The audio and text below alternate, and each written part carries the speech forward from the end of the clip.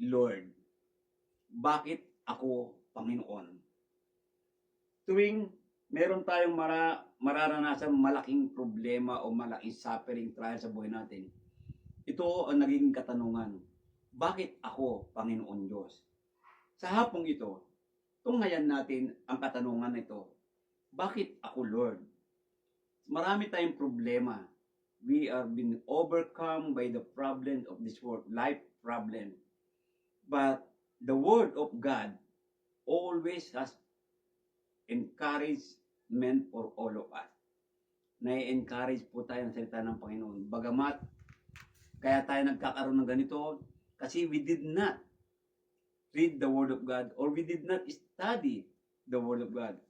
That's why pag may problema, we cannot overcome this life problem because we don't have knowledge on the Word of God. Kaya napakahalaga po ng pag-aaral ng salita ng Panginoon. Sa Job chapter 14 verse 1, katanungan po ni Job to. Titingnan natin. So dito po, as we look around this world, we can see so much grief and the suffering is taking place with the floods, storm, earthquake, nung maraming pong lahat na binabanggit doon. Titingnan natin. So, it grieves our heart. Lalo na po pag there is special someone closest to you na pumanaw sa mundong ito. Kuminsan, yan ang nangyayari sa mundong ito, sa paligid natin, sa mundo natin. That's why the question, bakit ako, Lord? Binatawag. In Job chapter 14 verse 1, man who is born of woman, sabi niya, is of few days and full of trouble. Dito po sa book of Job, ito ang istorya na punong-puno ng trial, sunod-sunod ang buhay ng taong ito. Isa pong servant ng Panginoon Diyos.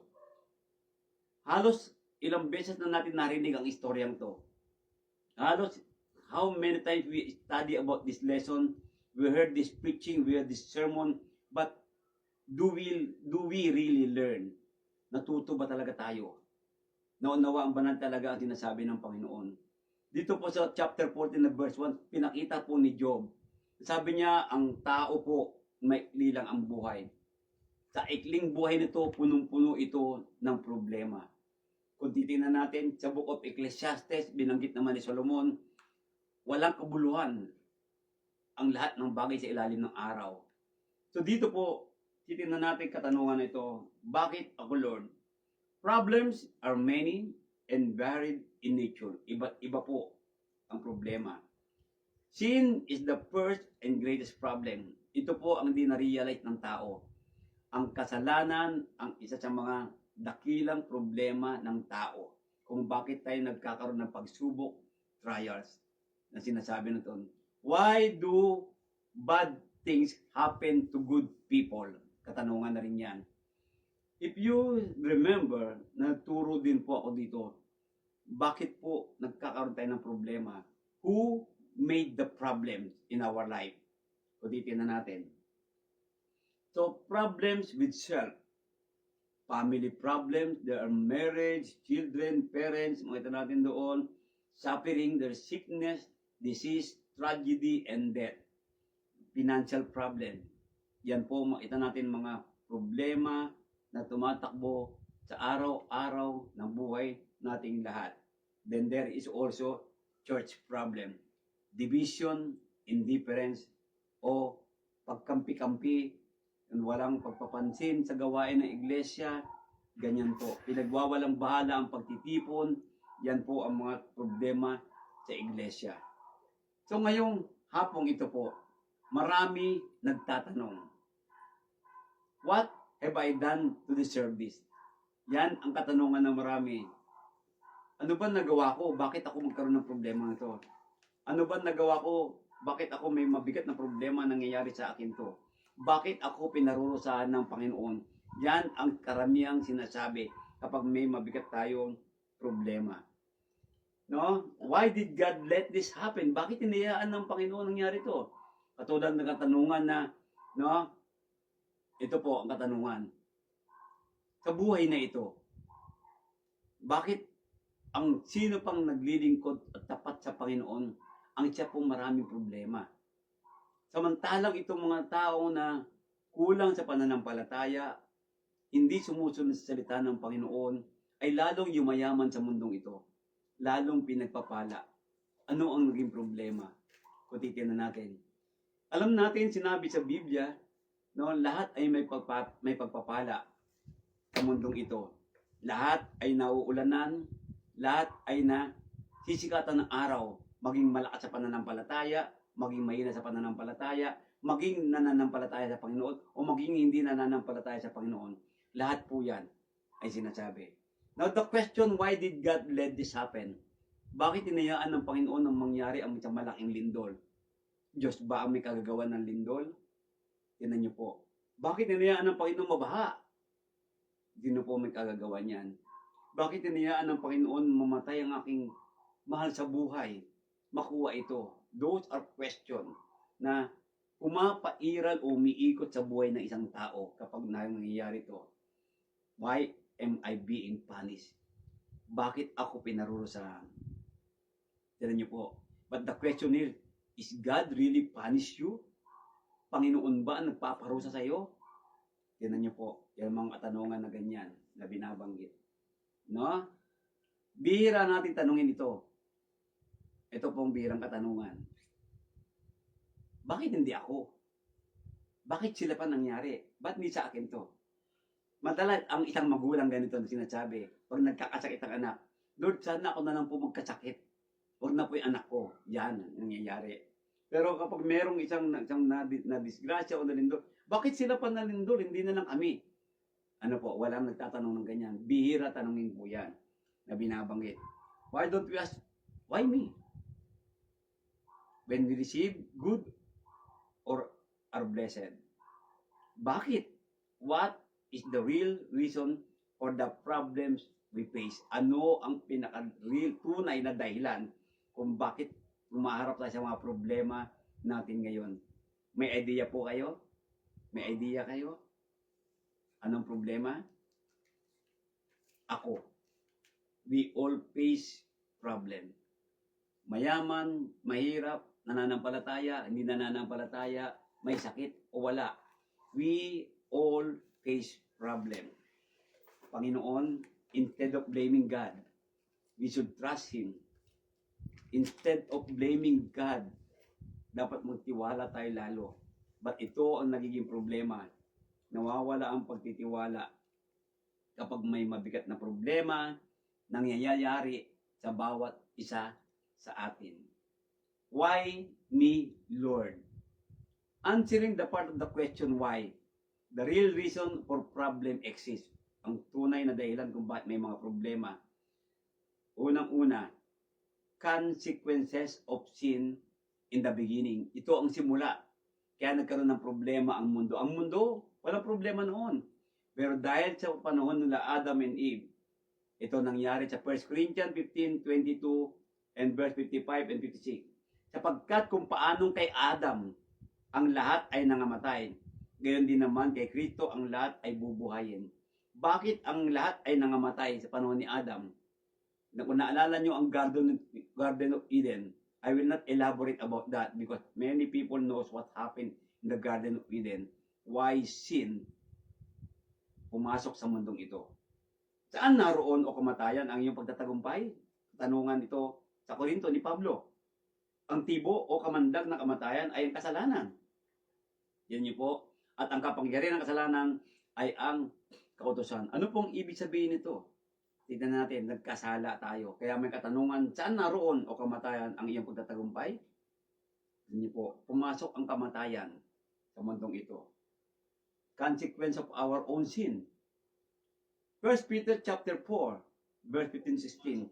Ngunit, wag magbata ang sinuman sa inyo na gaya ng mamamatay tao, o magnanakaw, o manggagawa ng masama, o gaya ng mapakialam sa mga bagay ng iba.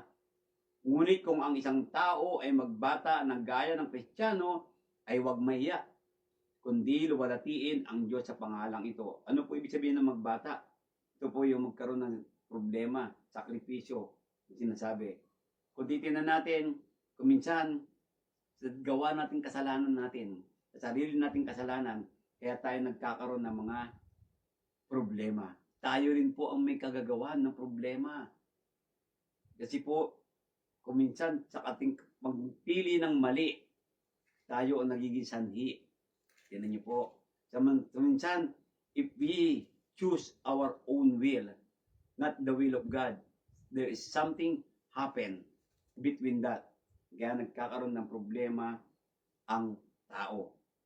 Ang mabuting kaunawaan ay nagbibigay lingap. Ngunit ang lakad ng mananalangsang ay mahirap. Pinapatunayan ito ng Panginoon. No? Ang lumalakad ng walang pagsunod sa salita ng Panginoon o pagsuway sa salita ng Panginoon ay nagiging mahirap. Kaya nagiging mahirap ang buhay nating lahat. Dahil po sa pagsuway natin, pag walang bahala sa panganyaya ng Panginoon Diyos. Ngunit balikan natin yung sinabi, bakit may mga sumusuway sa Panginoon lalo pang yumayaman, lalong umuunlad? Yan ang katanungan ng ibang tao. Tandaan niyo po, yan po ay pagpapala na hindi nagmumula sa hindi ito gawa ng kamunduhang ito. Ngunit ang lahat ng mga bagay na yon po ay may katapusan. Tandaan po natin lahat yan. Sabi niya, natin, consequence of our own sin, sabi niya doon, huwag kayong padaya. Sabi niya, huwag kayong padaya. So, in this problem that we have right now, why me, Lord? Huwag tayong magpapadaya. Sapagkat ang Diyos ay hindi napabibiro. Sapagkat ang lahat na iasik ng tao ay siya namang aanihin niya. Whatever you sow, you shall reap. Ang sinasabi ng Panginoon. So, ano yung itinanim mo, yan ang aanihin mo. Kung ikaw nagtanim ng kasamaan, aani ka ng kasamaan. So, problema, kuminsan, madalas, hindi minsan, kagagawan ng ating mga pagkakamali at kasalanan. Yan niyo po na binabanggit doon. Yan sabi. So, sabi nga ni Hosea, chapter 8, verse 7, sapagkat sila'y nangasasabog ng hangin at sila'y nagsisiani ng ipo-ipo. Siya'y walang nakatayong trigo. Ang uhay ay hindi maglalaman ng harina. At kung maglaman ay lalamunin ng mga taga-ibang lupa. Ano po ang nais parating sa atin ni Hosea? Kung babasahin sa wikang Tagalog, napakalalim ng sinasabi. But if we read it in English, nakita natin dito po, mababasa natin yan. Sabi niya po dito, sa verse 7 ng Hosea chapter 8, sabi niya po, they sow the wind and reap the whirlwind.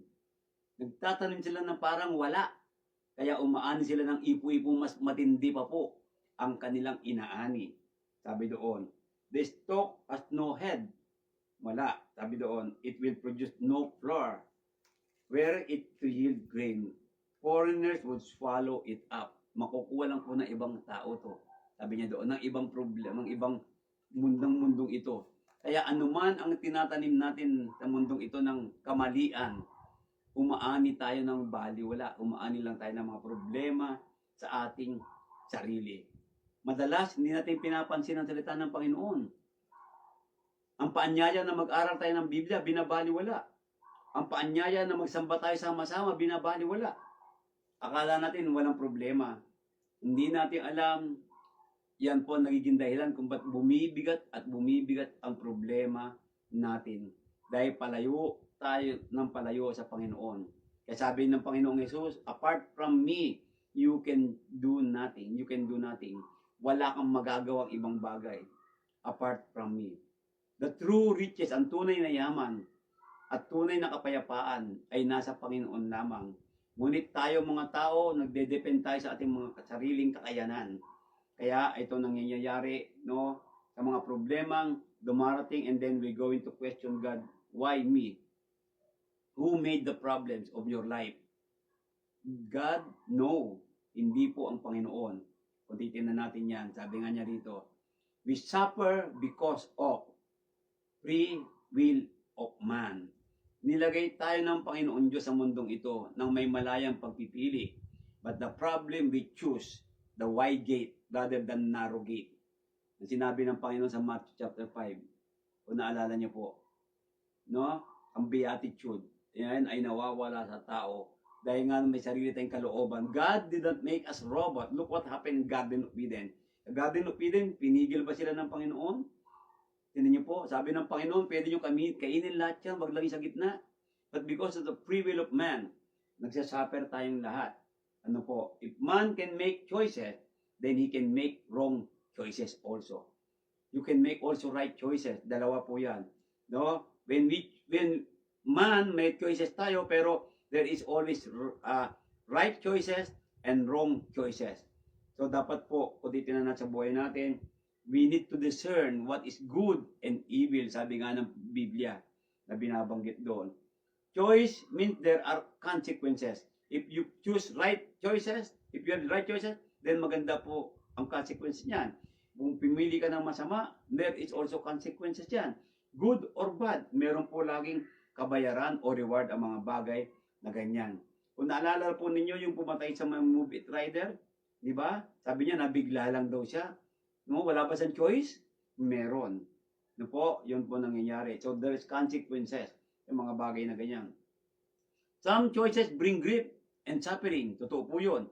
Kung minsan, yung mga choices natin, nagdadala ito ng kalungkutan, nagdadala ito ng suffering, problema sa buhay natin. No po, mas pinipili natin ang kagustuhan natin kaysa sa Panginoon. Kaya tayo nagkakaroon ng kapahamakan. Yan niyo po. Katulad halimbawa po ng pananampalataya. Kung minsan ang tao, choices nila, ito maganda ang iglesyang ito, church dito, ito ang pananampalataya ito, okay. Pero ano nang bubunga niyan? Tandaan natin, there is only one way. At yan ang ating Panginoon sa Biblia. There is only one truth na sinasabi ng Panginoon at nasa Bible lang yan. No? Ang wala sa Biblia, yan po ang magiging maling choices. So everything must be in the Bible. Everything must be always be in the pattern of God na gustong ng Diyos na gawin nating mga tao. Yan po ang nangyayari. But kung minsan, nasusunod ang ating pattern, nasusunod ang ating kagustuhan. Dapat po, for cause of right. No, ngunit kung ang isang tao ay magbata na gaya ng Kristiyano, ay huwag mahiya, kundi luwalhatiin ng Diyos sa pangalang ito. We must always glorify God in every choices we have in this world. Dapat there is always na nag-glorify natin ang Panginoon Diyos. No, before we choose, am I glorifying God? How will you know? Paano malalaman mag-glorify mo si God? Dapat po is ayon ito sa kasulatan, ayon ito sa kagustuhan ng Panginoon. Paano natin malalaman? Hindi tayo nagba-Bible study.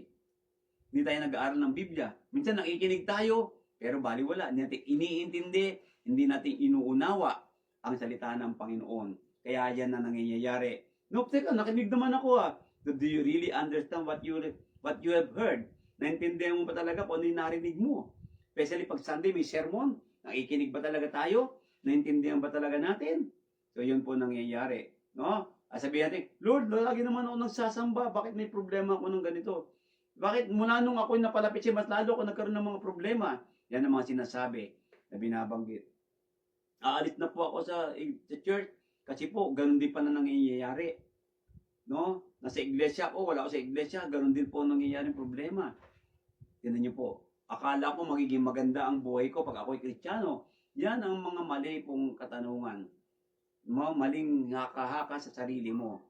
Totoong magiging maganda ang buhay mo. Pero di ba sinabi kanina, no? Ang tao may kliyang buhay at punong-puno ng problema. No? Why? Because the problem is already in this world. Nasa mundo na ang problema. Gawa ito ng kasalanan.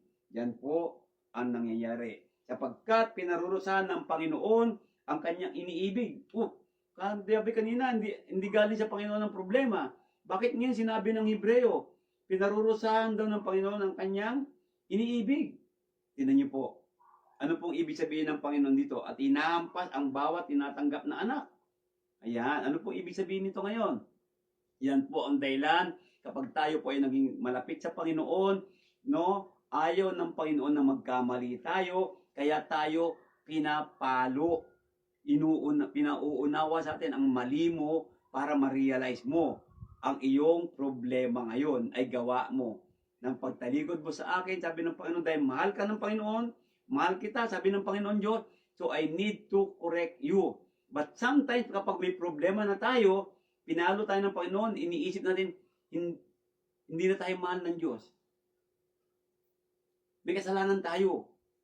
Yun ang iniisip natin. Hindi po.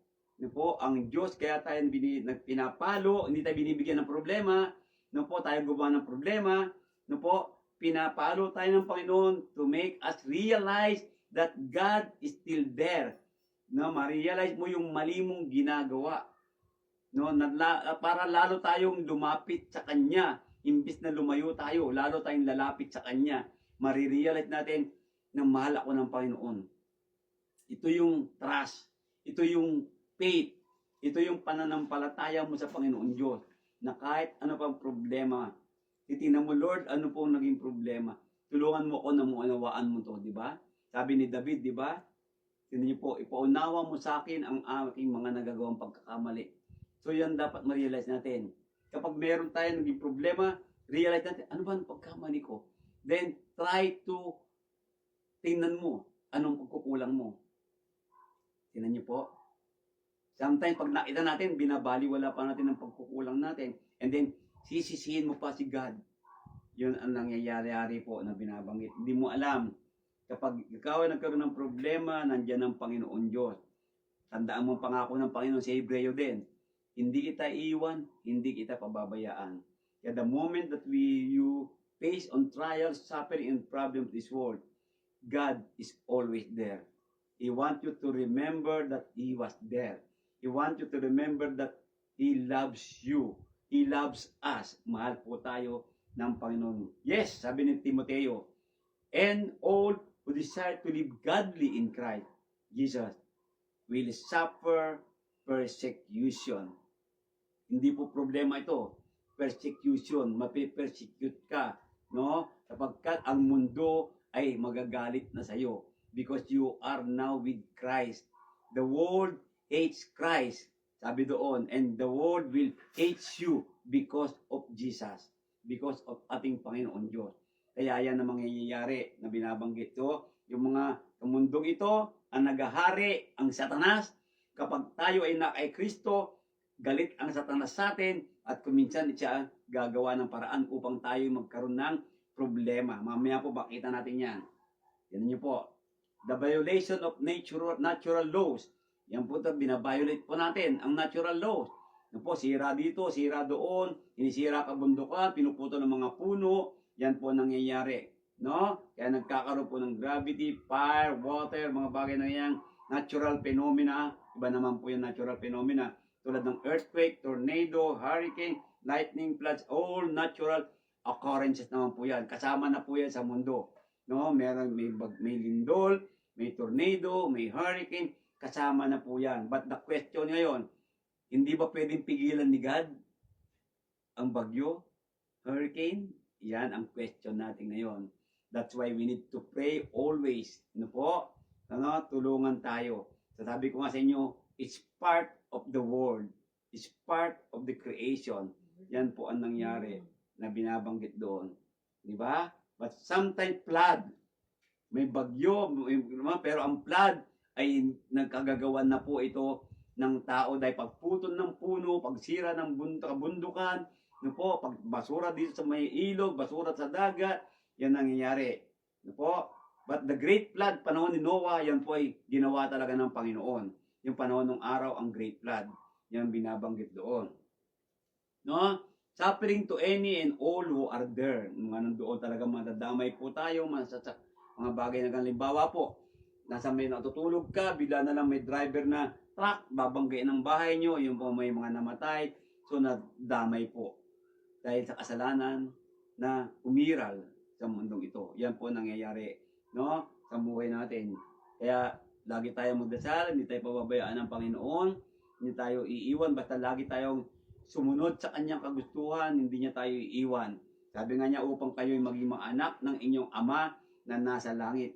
Sapagkat pinasisikat niya ang kanyang araw sa masasama at sa mabubuti, at nagpapaulan sa mga ganap at sa mga hindi ganap. Yung binanggit ko na po kanina, na po, na binabanggit doon. So there is always blessing in this world, and there is always natural phenomena on this world, nandiyan po lahat yan sa mundong ito na binabanggit.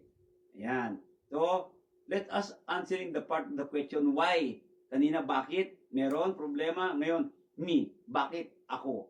The real reason for problems exist, no po, ngunit huwag magbata ang sino man sa inyo, na gaya ng sabi nabi kanina, no? Na binasa natin kanina. Sabi niya rito, sapagkat nalalaman natin na ang buong nilalang ay humihibik at nagdaramdam na may kahirapan na kasama natin hanggang ngayon. Yun ang sinabi po sa Roma chapter 8 verse 22. Tingnan niyo po, di ba? Ang sinasabi doon.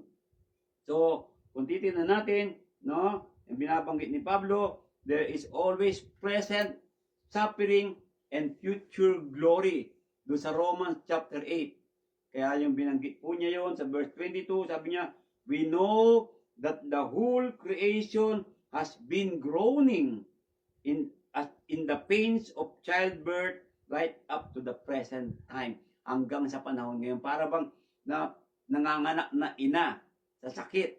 Nandoon po lagi ang problema simula sa buong nilalang ng Panginoon. Yan ang sinabi niya sa Romans chapter 8 verse 22. If you're going to continue to read, sabi niya sa verse 23, not only so, but we ourselves who have the first fruit of the Spirit groan inwardly.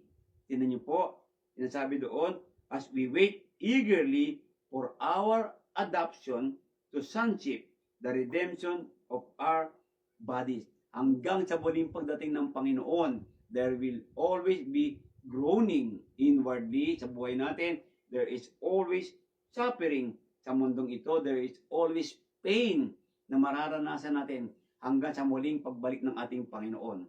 Kaya nga sabi sa Revelation, no, sabi niya, they shall wipe away all tears. Doon po sa pagbalik ng ating Panginoon Diyos. Ang binabanggit doon. No? Job. Here now the example. Job. Sabi ni Job, the blameless and upright. Walang ginagawang mali, kasalanan, matuwid na servant ng Panginoon. Pero nag-suffer. So how much more us? Tayo pa kaya? No? Job is a blameless according to the word of God. He's upright. He's always following God. No po? He's always faithful to God. Yet, he suffered. Is Job more than us? No. Are we more than Job? Tignan niyo po. See? So, kung si Job nga nagsuffer, na tayo pa kaya? Tignan niyo po, na binabanggit doon. Then the Lord said to Satan, have you considered my servant Job? Tignan niyo po. At that time, ito yung panahon na sinasabi, nag-uusap sila sa Satanas ang Panginoon Diyos, that there is none like him on the earth. No po, dahil kasi Satanas paroon at parito. Parang ipinagmamalaki niya na wala nang matuwid sa mundo. Parang ipinagmamalaki sa Satanas, lahat ng nilalang mo masama. Kaya sabi ng Diyos, di mo ba nakita si Job? Consider mo, a blameless and upright man. One who fears God. Tinan niyo po sinabi niya. One who fears God. One who loves God, respect God, obey God. Yun po ang sinasabing fear na binabanggit doon. At inilalayuan ang lahat ng kasamaan. Sa panahon natin, are we like Job? Tingnan niyo po, na punong-puno ng kasamaan ng mundong ito. Ganon din na panahon nila Job. Walang pinagkaiba ng panahon ng araw. Kaya nga si Satanas, paroon at parito eh. Di ba? Pansinin niyo po. No? Punong-puno na ng kasalanan ng mundo ng araw. Kaya sabi ng Panginoon, hindi mo nakita ito. Ayan. Pero, nag-reason out si Satanas dyan. Oh, bigyan mo lang ng problema yan, bigyan mo sakit yan. Hindi na maniniwala sa iyo. Kakaila ka na yan. Tatakwil ka na yan. Yan po nangyayari. Ano nangyari kay Job? Loss of property. And a messenger came to Job and said, the oxen were plowing and the donkeys feeding beside them. While he was still speaking, another also came and said, the fire of God fell from heaven and burned up the sheep and the servants and consumed them, and I alone escaped to you. Sabi niya. While he was still speaking, another also came and said, the Chaldeans formed 3 bands, raided the camels and took them away, yes, and killed the servant with the edge of the sword, and I alone have escaped to tell you. Yan niyo po, nangyari lahat yun.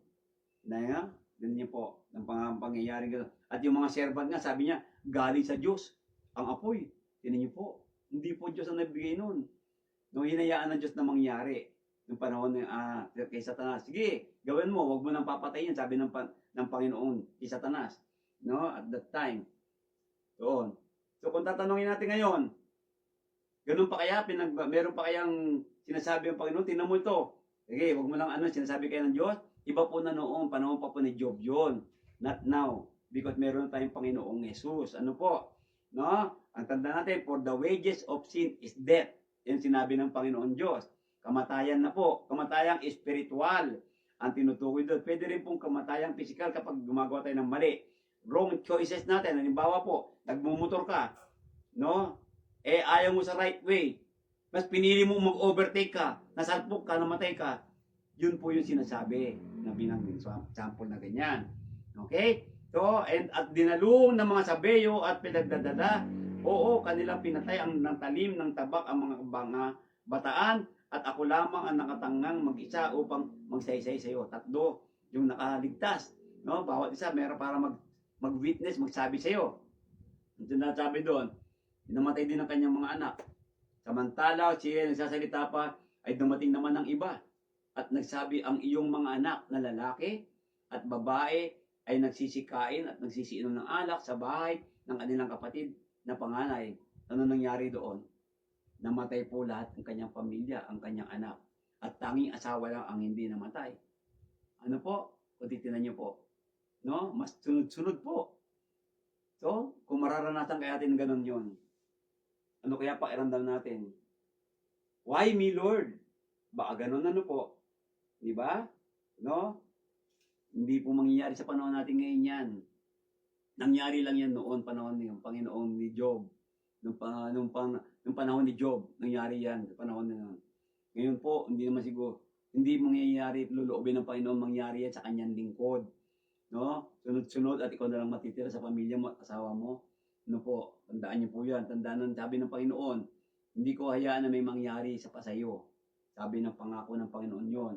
No? In Job chapter 2 verse 7 to 8, sa gayoy umalis si Satanas mula sa harapan ng Panginoon at pinasibulan si Job. Yan nga po yung nangyari sa istorya na binabanggit natin, no? Bago nangyari yung mga ganung bagay.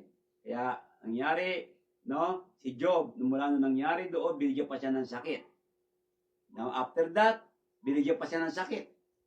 Kasi, tinan mo, nananampalataya pa rin sa akin yan. Bigyan mo ng sakit.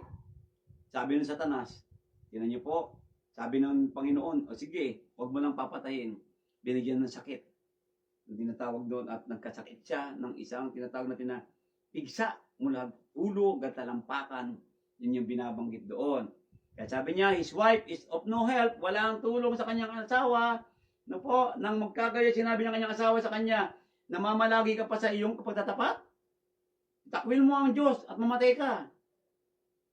Sometimes in this world, in this life, when we have this problem, matinding problema na lang, not like Job, kuminsan, ganyan na nangyayari sa atin, lumalayo tayo sa Panginoon.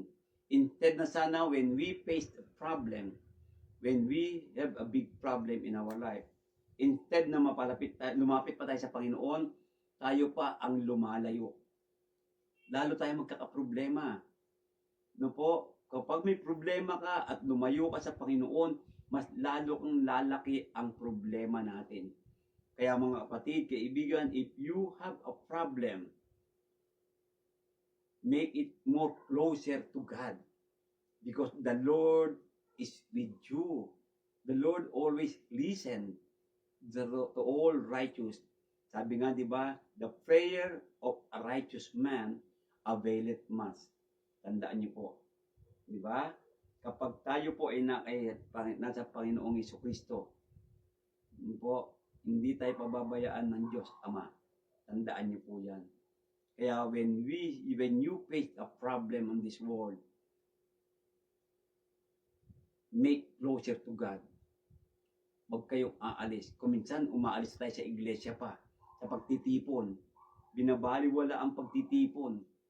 Hindi mo alam, mas lalo ka na nagkakaproblema niyan. Yan po ang katotohanan, mga kapatid. Ano po? Sabi niya dito, friends, mga kaibigan, ganun din. Tumalikod din. Therefore, I abhor myself and repent in dust and ashes. See? So, sabi doon, David, in Psalm 55, give ear to my prayer, sabi ni David, O God, and do not hide yourself from my supplication. Attend to me, ang panawagan ni David, and hear me. I am restless in my complaint and moan noisily because of the voice of the enemy, because of the oppression of the wicked, for they bring down trouble upon me, and in wrath they hate me. My heart is severely pained. Nasasaktan na po ang puso ko, sabi ng Panginoon. And the terrors of death have fallen upon me. Ang takot ng kamatayan ay nasa akin na. Fearfulness and trembling have come upon me, sabi ni David. Talaga po. And horror has overwhelmed me. No? Buong takot ay nasa buhay na ni David.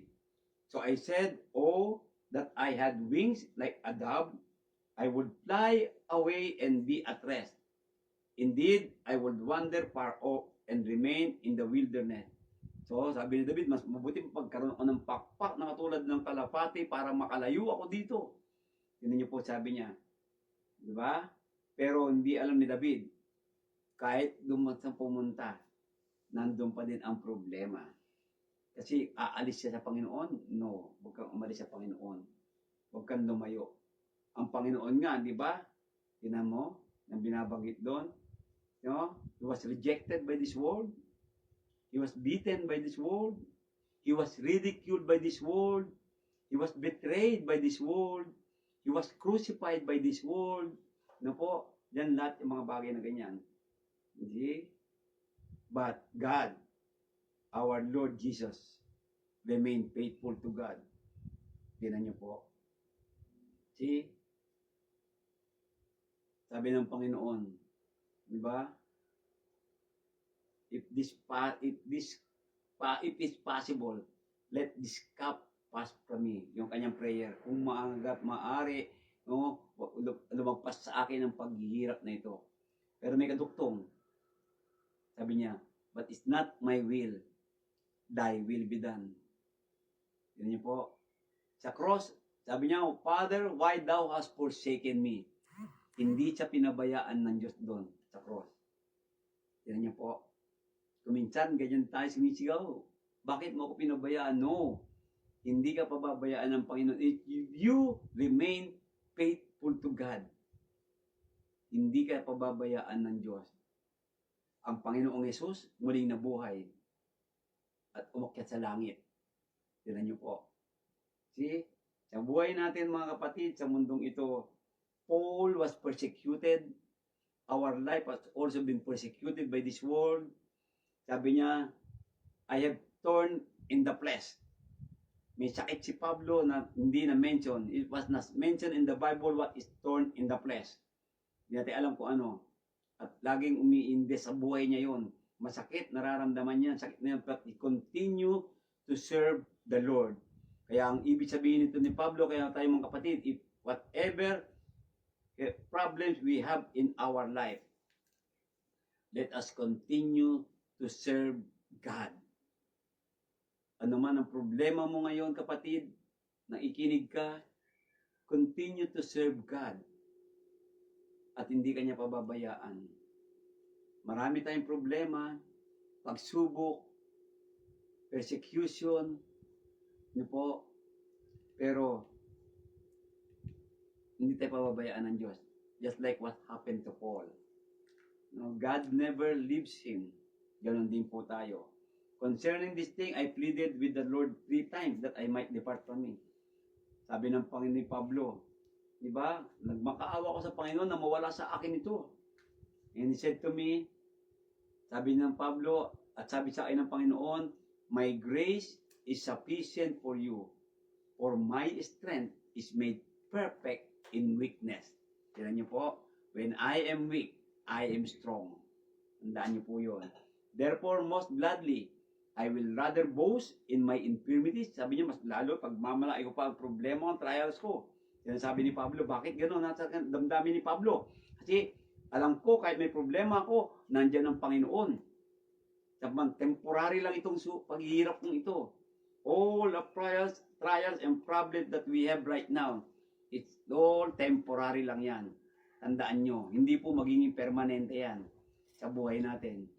Hindi po. See? Kaya dapat lalo tayong lumakas, lalo tayong lumapit sa Panginoon. Therefore, sabi niyo doon, the power of Christ may rest upon me. Therefore, I take pleasure, sabi niya, in infirmities, sa problemang ito, in reproaches, sabi niya, in needs, sabi niya, in persecution, in distresses, for Christ's sake, sabi niya doon. For when I am weak, then I am strong. That is the trust and faith that we need to have in this world. Yan po ang kailangan natin sa mundong ito. Tandaan niyo po, when you face problem and trial, be more closer to God. Ano po? Tandaan niyo po yun. You cry to God. Okay lang po umiyak sa Panginoon. Basta huwag kang aalis kay God. Nandiyan ang Diyos sa iyo. Kaya sa pag-aaral natin at sinasabi natin ng Panginoon, itin na natin lahat ng Kristiyano, no? Scourges, every son pinapalo ito ng Panginoon. Sapagkat ito ang pag-ibig sa atin ng Panginoon. Binanggit ko nga po kanina, di ba? Pinapalo tayo ng Panginoon sapagkat ayaw ng Panginoon na manatili ka sa kasamaan. Ayaw ng Panginoon na manatili ka sa problemang ito.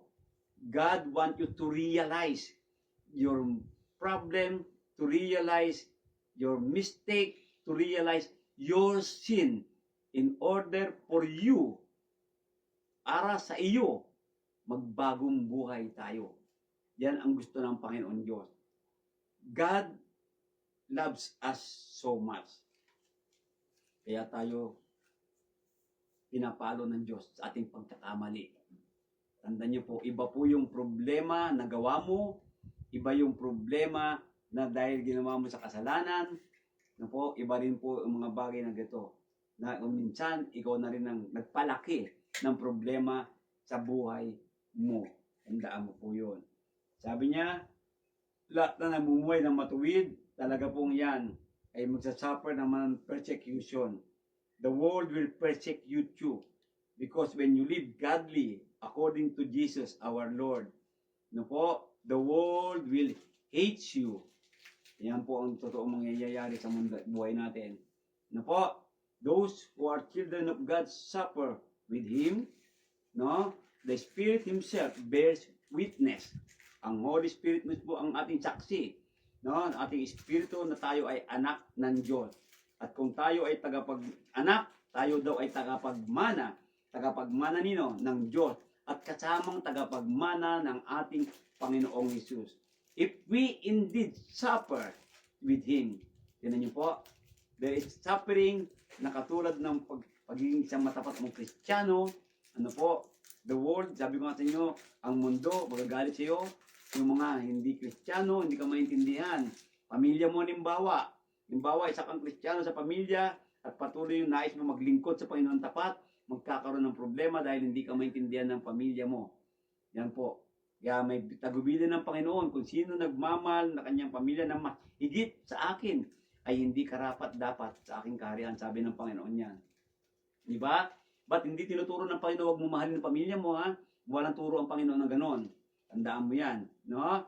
For I consider that the suffering of this present time, yun po, ito po, yung mga problema ito sa panahon natin ngayon, hindi ito karapat dapat na maikumpara sa mangyayari na ilalabas i-reveal sa atin ng Panginoon. No, there is so much glory waiting for us. Sabi nga, di ba, reserved in heaven for you. Ano po? Kaya when we face this problem in this world, no, don't question God, why me, Lord? No. We need to thank you, God, for the suffering that I have. Because lalo akong lumalakas, lalo akong napapalapit sa iyo. Dapat ganyan ang attitude ng bawat isang mga Kristiyano sa mundong ito. Dito na natin, no? Kaya huwag natin i-blame si God. No? Equate problem with punishment for sin. Now, as Jesus passed by, he saw a man was blind from birth. Nakita niya po, talagang bulag na. pinagaling ito ng ating Panginoon Diyos. No? Ganun din po. Tutindihan natin mga bagay na pangyayari. Sabi nga, so when the natives saw the creature hanging from his hand, they said to one another, no doubt this man is a murderer, whom though he has escaped the sea, yet justice does not allow to live. Yung mga ganyan pangyayari na binabanggit doon. No? Huwag niyo pong ibiblame si God sa mga pangyayari. Masama kasi yun, kaya pinarusahan ng Panginoon, hindi po ganun yun.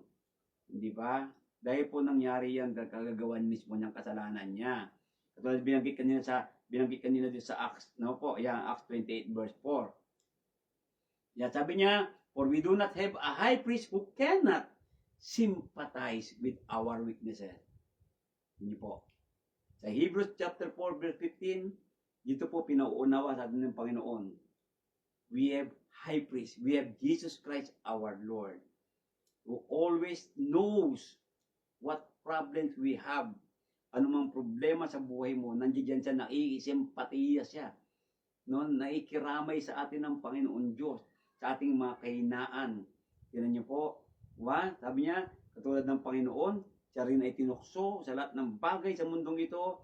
So, nandito ang Panginoon. Nagsasabi na hindi siya nagkasala. So, kaya nating gawin ito. Maiwasan ang pagkakamali para hindi lalo lumaki ang mga suliranin natin. Jesus Christ is with us.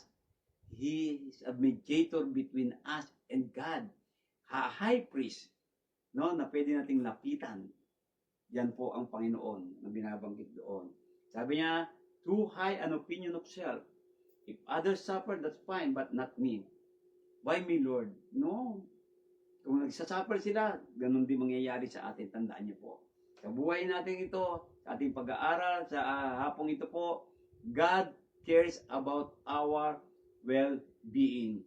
God really cares. Sabi niya gano'n, cast all your cares upon Him. He cares for you. That is the promise of God. He cares for you. He wants all to be saved. Ayaw niya isa man ay mapahamak. Gusto ng Panginoon ito ay maligtas. Kaya huwag niyo pong baliwalain ang pagtawag sa inyo ng Panginoon. Kung may mga naikinig po sa inyo na hindi pa Kristiyano, na tinuturuan kayo ng Biblia, samantalahin na po ninyo habang may nagtuturo sa inyo. Samantalahin po ninyo habang may panahon pa na may Facebook Live Bible Study. Ito po paraan para ma-realize natin ang kaligtasang ibinibigay sa atin ng Panginoon upang ang problema sa impyerno ay maiwasan na natin. Yan. No? Sabi niya, or do you despise the riches of His goodness? Forbearance, long-suffering, not knowing that the goodness of God leads you to repentance. Di mo ba alam yon? Yung kabutihan ng Diyos sa'yo, ito yung dinadala ka sa pagsisisi, pero hindi nating pinapansin. Kabutihan ng Panginoon. Kaya tayo binibigyan ng kabutihan para ma-realize mo na mahal ka ng Panginoon. Kaya tayo may problema, may suffering. Minsan, pinaparo tayo ng Panginoon to realize mo. Ma-realize natin na meron tayong Panginoon Diyos na nagmamahal sa atin. No po? Yan binabanggit doon. He will always provide what we need to persevere.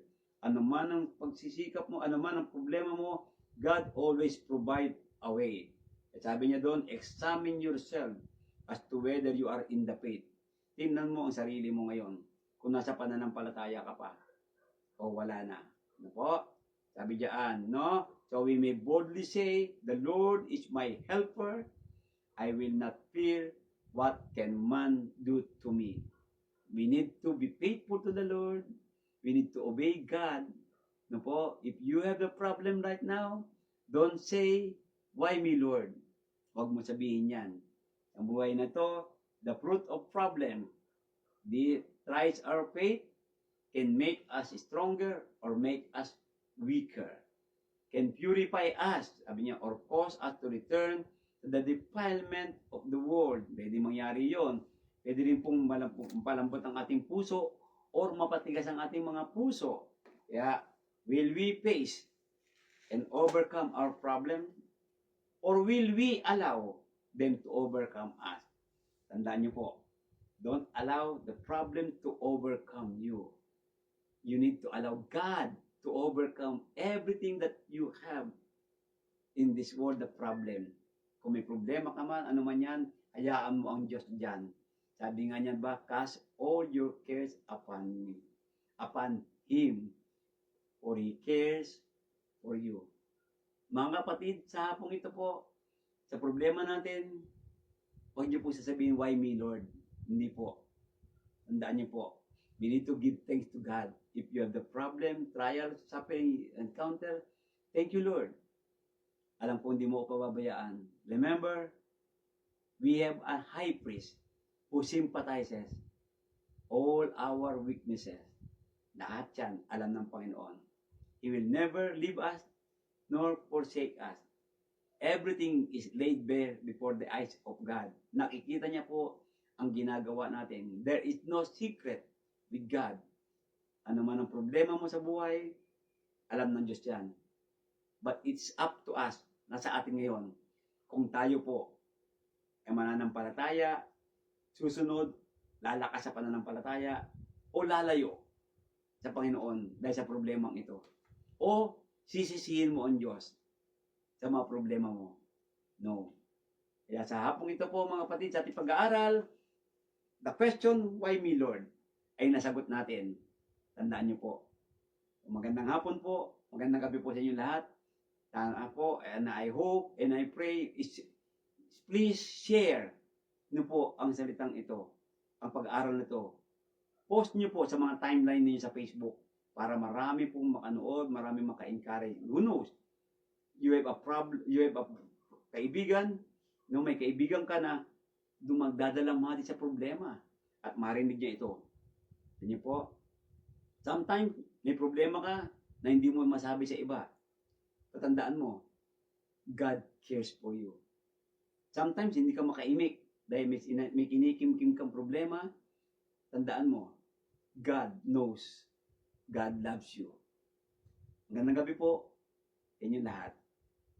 Salamat po sa pakikinig at please share again. Okay po, dadako po tayo sa panalangin bago po tayo dumako sa shout out. Ano po, maraming po salamat sa inyo at pakikinig. Andito po tayo ngayon. Okay, tayo po ngayon ay mananalangin na po ang ating pong closing prayer. Tingnan po natin ngayon po. Ayan, ang ating pong closing prayer. Okay? So, bago po yan, titignan natin yung mga comment natin dito po. Babasahin natin. But let us all pray muna. O Lord God in heaven, Panginoon, truly God, in this world, sa mundong ito, punong-puno kami ng suliranin, problemang hinaharap na kuminsan ang akala namin di namin kakayanin, ngunit alam namin nandiyan ka lagi. Sa problemang darating sa buhay namin, Panginoon, lalo mo kaming palakasin, na maunawaan namin ang pagpapalo mo sa amin, ay dahil mahal mo kami at dahil ayaw mo na kami mapahamak, kaya pinaalalahanan mo kami, Panginoon. Ang pagpapalong ito is to remind us, O Lord God. So thank you so much, Father God, for all the trials that we have, na lalo kami napapalakas sa iyo. Kung sa aming kahinaan, lalo kami lumalakas sa iyo, Panginoon Diyos. Kaya Ama, hipuin mo po ang puso ng mga kapatid namin nakikinig ng salitang ito. Ganun na rin po, Panginoon, tulungan mo kami na ipaabot namin ang mga aral nito sa mga kapatid namin na nanghihina sa pananampalataya, na nagbabaliwala sa iyong mga salita. Tulungan mo kami maabot namin ang mga kaibigan namin na nakilala namin na hindi pa nananampalataya o hindi pa sumusunod sa iyo. Kaya tulungan mo kami, Panginoon Diyos. Sa aming katapatan, alam namin, nandyan lagi ang suliranin, persecution, problema. Sapagkat, Lord, ikaw na nagsabi, when we live godly, when we live according to your will, persecution is always there, suffering is always there. But, Lord, ikaw na nagsabi sa amin, hindi mo kami iiwan, hindi mo kami pababayaan. Marami pong salamat, Panginoon. At dalangin namin na patuloy mong mapatawad sa aming kasalanan. Pagalingin mo kami sa aming mga sakit karamdamang pisikal, Panginoon Diyos, na kami pong lahat ay umaharap sa sakit na ito. Pagalingin mo kami, Panginoon Diyos. At higit sa lahat, bigyan mo kami ng lakas, magandang kalusugan, mahabang buhay na naglilingkod sa iyo. Pagpalain mo po ang bawat isa sa amin, ang bawat pamilya namin, Panginoon. Tulungan mo kami, Panginoon, na may kayat ang aming mga pamilya na manatiling tapat at sumunod sa iyong kalooban lamang. Sa mga kapatid namin may suliraning pinansyal, sila po ay tulungan mo at maunawaan nila ito. Tulungan mo rin, Panginoon, ang mga kapatid namin nanghihina sa pananampalataya at nakakalimot sa iyo. Tulungan mo rin kami na maabot sila at mapaalalahanan. Salamat po ng marami. Tulungan mo kami patuloy na magkaisa, manatiling kapayapaan, ang ayon sa iyong katotohanan lamang. Tulungan mo po na mapalakas ang lahat na natuturo ng iyong mga salita na maging matuwid at tama, na maging mapagkumbaba, mawala ang pagmamataas. Pagpalain mo po, Panginoon, ang iglesia, lalo na po sa Friendship Road sa Twinville. Ganoon na rin po ang ibang iglesia sa iba't ibang dako. Salamat muli, Panginoon Diyos. Muli, ikaw ang aming pinupuri at pinasasalamatan. Salamat po. Ito po muli ang dalangin namin. Pasasalamat sa pangalan ni Jesus. Amen. Okay po mga kapatid, magandang gabi po sa inyo lahat. Okay, so ito nga po, sabi niyo po ni Sister Tina, Blessed Wednesday to all viewers and listeners. God bless you all. Sending love. Elmir, magandang hapon sa iyong mga kapatid. Sabi naman po ni ate, yan si ate po Judith, na parent po, nanonood po siya. O guardian, amen, sabi niya. Ate Josie, Sister Josie Partible, po, good afternoon mga kapatid, sabi niya.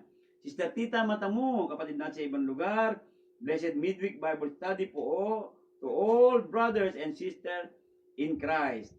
Good evening po, Brother Danny. Good evening din po sa inyo. Brother Mick, ito ba? Sabi niya, good evening po mga kapatid. God bless po sa lahat. God bless you too. Sister Mercedes Enriquez. Hello, brethren. May our Lord bless and keep us. Hallelujah. And he shared our lesson. Salamat po sa inyo, Sister Mercedes. Ano po? Sister Bioli Nono. Good evening mga kapatid. Good evening din po sa inyo lahat dyan, mga kapatid. Ano po, Sister Bioli. Sister Lizzie, sabi niya, Amen. Amen. Sabi naman doon ulit ni Brother Mick Mitobat. Amen to that. Aileen watching, marami po kasama. Ano po? Sabi naman ulit ni Tina, Amen. God bless you, Bro Danny De Vera and your whole family.